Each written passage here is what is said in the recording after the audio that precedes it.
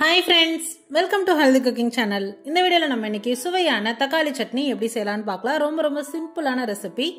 இட்லி, தோசை, சப்பாத்தி இது மூணுக்கும் பெர்ஃபெக்ட்டான காம்பினேஷன். வாங்க எப்படி செய்யலாம்னு பார்க்கலாம்.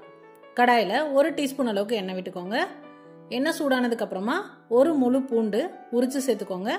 கூடவே காரத்திற்கு ஏற்ப காய்ந்த மிளகாய், 3 காய்ந்த மிளகாய், ஒரு மீடியம் சைஸ் பெரிய வெங்காயம். சின்ன வெங்காயமும் சேர்த்துக்கலாம். சின்ன வெங்காயமா இருந்தா 10 சின்ன வெங்காயம் சேர்த்துக்கோங்க. இது எல்லாத்தையும் சேர்த்து எண்ணெயில வதக்கிக்கோங்க. வெங்காயம் கண்ணாடி பதம் வர அளவுக்கு வதக்கிக்கணும்.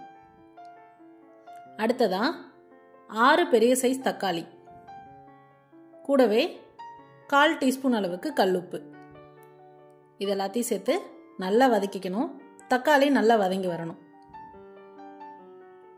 அதோட தண்ணி ஓரளவுக்கு இந்த அளவுக்கு சுண்டி வரணும். ரொம்ப தண்ணியா இருந்தது அப்படின்னா சட்னி நல்லா தண்ணி பதமாயிரும், டேஸ்ட் நல்லா இருக்காது.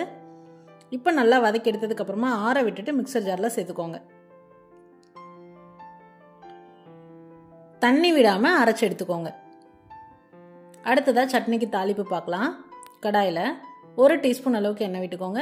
எண்ணெய் சூடானதுக்கு அப்புறமா 1/4 டீஸ்பூன் கடுகு, 2 கொத்து கருவேப்பிலை, 1/4 டீஸ்பூன் அளவுக்கு பெருங்காயத்தூள், இது எல்லாத்தையும் எண்ணெயில நல்லா பொரிய விட்டுக்கணும். அடுத்ததா நம்ம அரைச்சு வச்சிருக்கக்கூடிய சட்னி அதில் சேர்த்துக்கலாம். பாருங்க எந்த அளவுக்கு ஃப்ரீ ஃப்ளோவா இருக்குன்ட்டு. ரொம்பவும் தண்ணியா இருக்கக்கூடாது, ரொம்பவும் திக்கா இருக்கக்கூடாது. இந்த பதத்தில் இருந்தது அப்படின்னா சட்னி தொட்டு சாப்பிட்றதுக்கு டேஸ்டா இருக்கும். அவ்வளோதான், கமகமன் வாசனையோட தக்காளி சட்னி எப்படி செய்யலான்னு இந்த வீடியோவில் நம்ம பார்த்தோம். சூடான இட்லி, தோசை, சப்பாத்தி இது கூட எல்லாத்தையும் வச்சு பரிமாறணும் அப்படின்னா டேஸ்ட் சூப்பராக இருக்கும். பொங்கலுக்கும் அட்டகாசமாக இருக்கும். ட்ரை பண்ணி பார்த்துட்டு உங்களுக்கு கமெண்ட் மறக்காம சொல்லுங்க ஃப்ரெண்ட்ஸ். இது போன்ற ஹெல்தி ரெசிபிஸ்க்கு மறக்காம ஹெல்தி குக்கிங் சேனலை சப்ஸ்கிரைப் பண்ணுங்க. இந்த வீடியோ உங்களுக்கு பிடிச்சிருந்தா லைக் பண்ணுங்க, ஷேர் பண்ணுங்க, கமெண்ட் பண்ணுங்க. தேங்க்ஸ் ஃபார் வாட்சிங்.